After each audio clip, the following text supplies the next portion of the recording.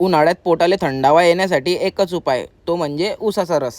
आता लाचचा व्लॉग तुम्हाला पाहिला असेल तर तुम्हाला माहिती असेल तुमच्या भाऊले भेटी गेला होता कल्याणमध्ये एक फॉलोअर. जितली खुशी त्याला झालती त्याच्याहून डबल मला झालती, कारण की कल्याणमध्ये भेटी गेलताना भाऊ फॉलोअर तुमच्या भाऊले. मग काय घेतली गाडी ना आपण निघाले डीमार्टकडे. आता एप्रिल महिन्याचं ऊन म्हटलं म्हणजे लय बेकार रे भाऊ. इकून तिकून उन्हाच्या वाफा लागत होत्या रे भाऊ डायरेक्ट. मग आता उन्हाळ्यात पोटाले थंड करण्याचा उपाय म्हणजे एकच असतो, तो आपला ऊसाचा रस. एक गल्लास रस पिसन तुमचा भाऊ गेला डीमार्टमध्ये एंट्री घेतली होती तर हा काका म्हणे थांब रे भाऊ म्हणे बॉम्बी माहिती का तू पाहू दे म्हणे पहिले.